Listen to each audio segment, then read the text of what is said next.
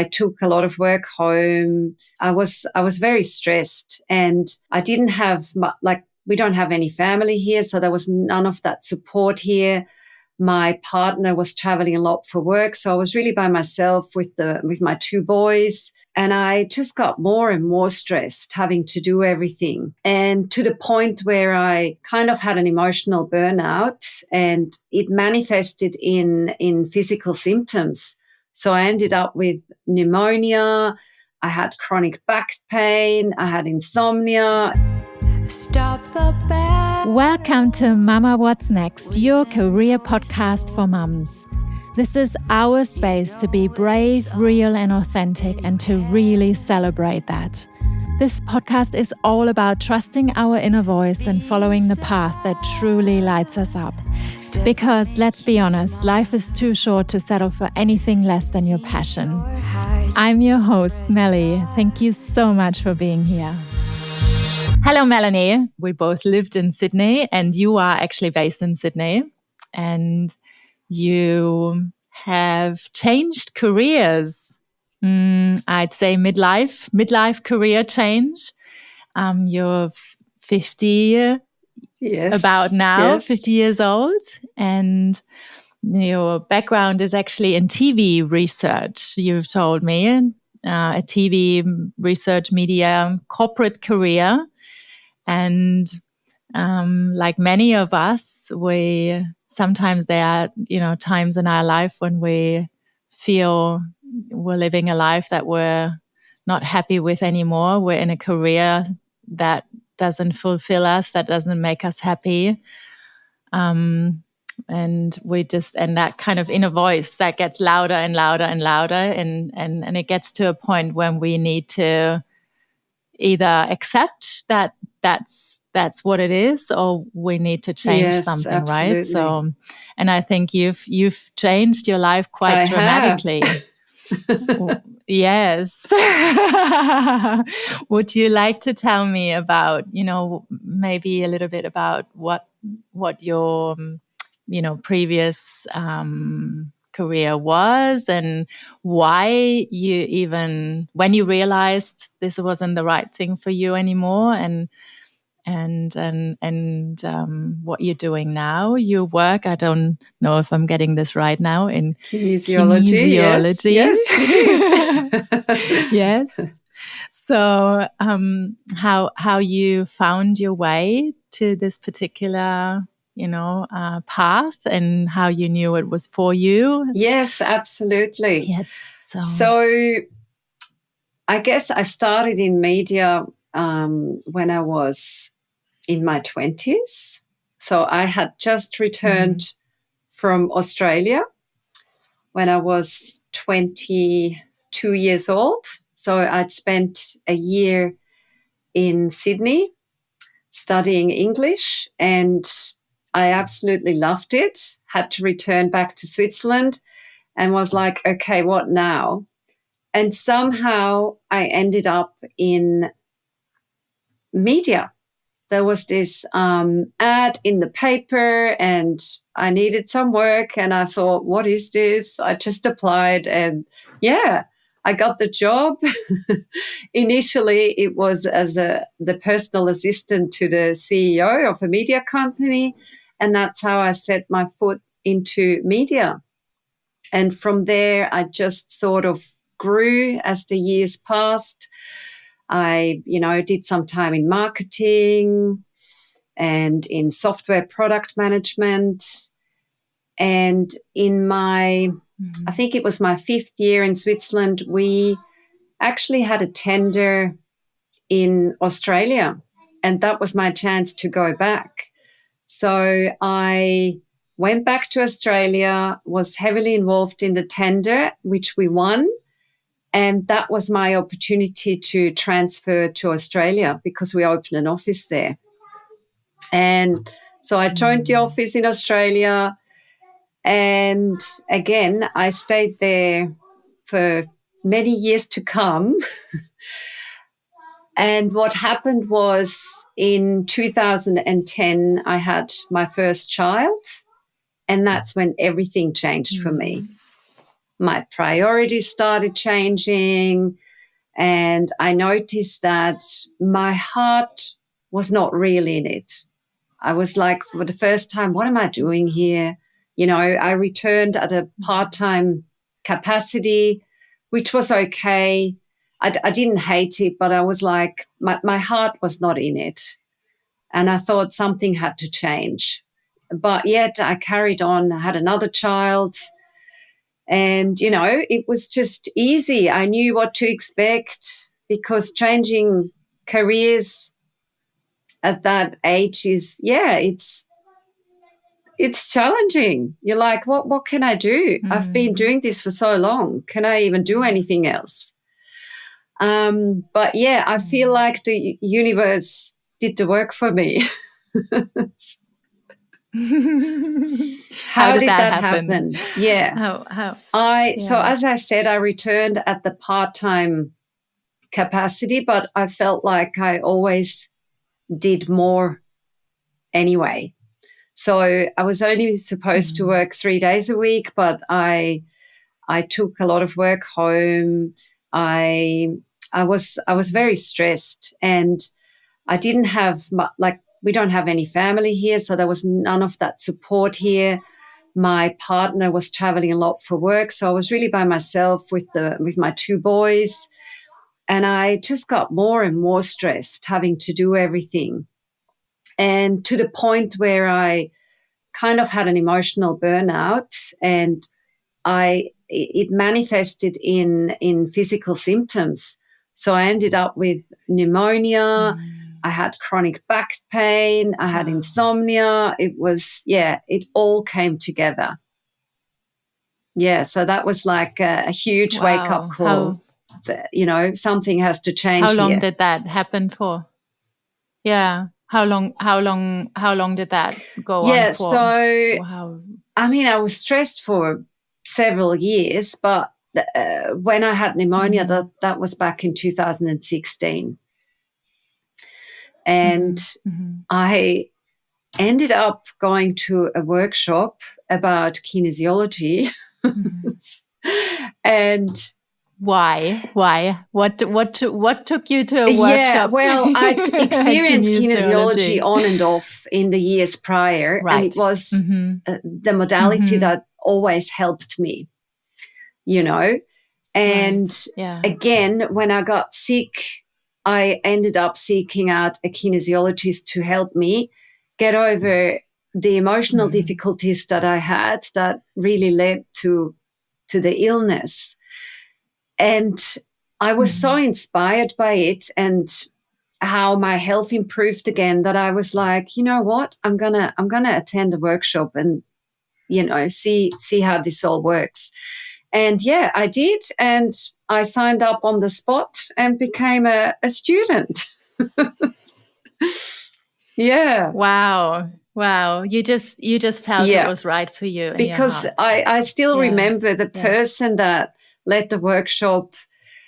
He did a demonstration on someone in the room, and there was an instant change. And I was like, this is amazing. And I mean, I'd experienced it before on myself. You know, I never really knew what exactly happened in the sessions. But I knew every time I knew I'm feeling better, I'm unlocking things, things are changing for me. So, yeah. So that was in 2016, right? That was in 2016. Wow. So did you were still working I was, then? yes. I continued to work. Besides doing the course? I continued to work part-time and was also studying on the side. So I think it was like every few weeks we had to go into college over the weekend. And there was a lot of online work, a lot of assignments, a lot of practice at home. So we were teamed up with other students. We're meeting up, we're practicing. Yeah. So it was a lot of work. And you managed to do Yeah, I was going to say, but you managed to Look, do all I that. did. I had a How few did mini you? breakdowns, but I did manage it. And yeah, Yes. it probably Yeah. took a little bit Okay. longer. Yes. So it's But, I gave myself, that was okay. I thought, things don't have to be yes. perfect right Right. away. Yes. So at that point, had you already decided that that's what you're going to do? Like, was it that was set in your mind? Like I'm gonna work in this field, and that I'm gonna open my own practice. Have you had already a vision for your Yeah. next future Yes, I self? didn't know exactly how it was going to work out, but I knew that eventually that's what I wanted to do. And, Mm-hmm. in 2019, I sort of started doing it on the side, but it was just hard. You can't do, I'm finding it, I found it very challenging to try and create a business, but still working, still have my family. It didn't really work. And I knew that I had to make a choice eventually. And again, the universe made that choice for me. Wow. How do you mean that?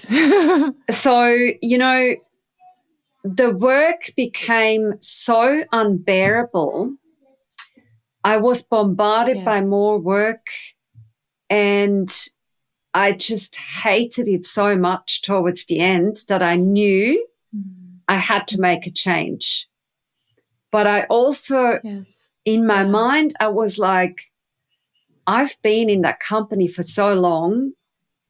I need to make this change happen somehow, and somehow that I walk out with some money. And that's what actually happened. I believe I manifested that.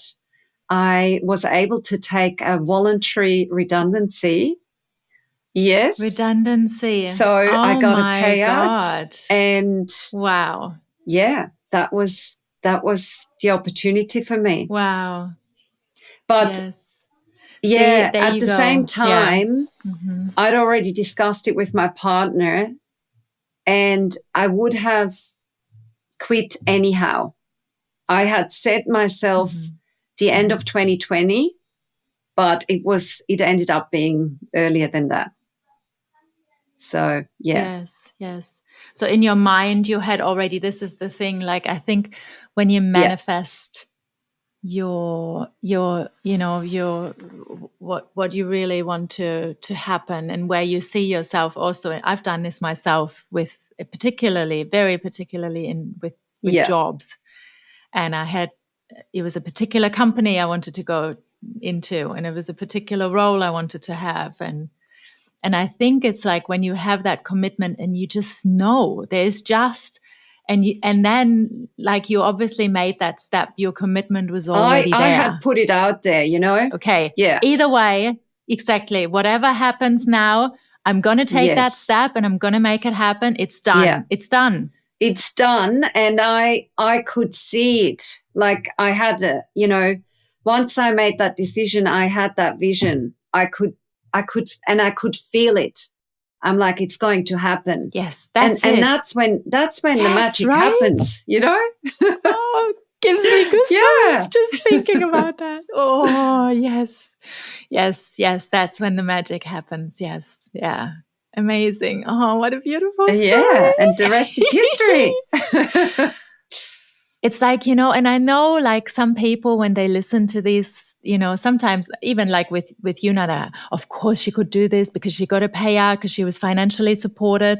I mean, I've done things like that where I've moved across the world with a child and I didn't have that, like when we make a commitment and we want for something to happen and it's the right path. Like you had made the commitment, even if you didn't get that payout. That was just the universe way of helping you, supporting you, going like, I'll give you that because, it's just the way it was meant to happen, but you would have done it anyway. Because, like you, I arrived here 24 years ago with nothing really. And, you know, it all worked out. So. Yeah. That's it, right? You have to just believe that it's the right path and believe that you're being supported and have that trust and faith, right? Yes. Did you get to Sydney by yourself, like when you got there? I did. And yes. that was just you. And that's right. Yeah. So it was just you. It's amazing, I think, what happens when we just start taking the step, right? I always say it's just about taking that next step. Don't worry about all the things that can happen, that could happen, that you need to go through. It's just about taking that next step, you know, just focus on that. It really is. And it's, you know, it's small steps. Small steps, I always say, that's what leads to potentially a big change. But just that one step at a time. Yes. Yeah. With your change, was there not a time when you felt, you know, scared, or like, obviously coming from a corporate career, you were always, like, I'd say, like, financially in a good situation, like being in a safe, you know, role and career. Particularly in your case, you were there with the company for a very, very long time. You even moved internationally. So, you know, especially women, you know, our age, like we give up a lot when we're making that change, and obviously changing completely into you know, like you, into a new field. How did you find you were so sure that is going to work out, or what did you do with the moments when you felt like doubting yourself? Oh my God, maybe what if, like, were you ever worried that there's not going to be any clients? Like, maybe, you know, you'd have a difficult time, like, finding, you know, growing the business, or like all these things, like that. Yes, absolutely. I won't lie. It wasn't all easy, you know. There were definitely challenges along the way, particularly, you know, it was the COVID years. So in 21, I actually went quite well, but then we went into lockdown and I pretty much had to close my doors because I work out of my home clinic. And that was challenging. It was because, you know, it's not like corporate where every month you have your paycheck in the bank account. With my business, every month is different. I never know. I mean, I've gotten used to it now, and it always seems to work out fine. You know, sometimes I look at the month ahead and I'm like, oh, there's not that many bookings, but it's always worked out, to be honest. And I've just, I really lean into that faith. And sometimes when I have more quiet period, I found that again, it was exactly what I needed.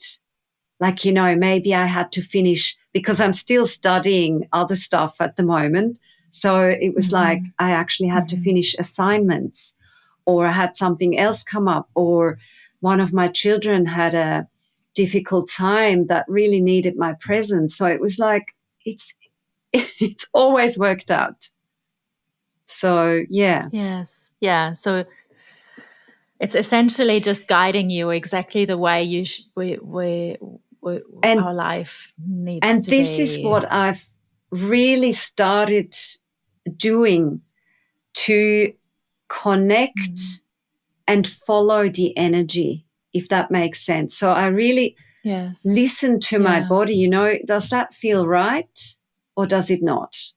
So if I have like a lightness when I have to take a decision, then I know I'm on the right path. If it makes me feel heavy, it's like, that's not right and I'm not going to follow it. I've learned to really listen to that, and it's always right.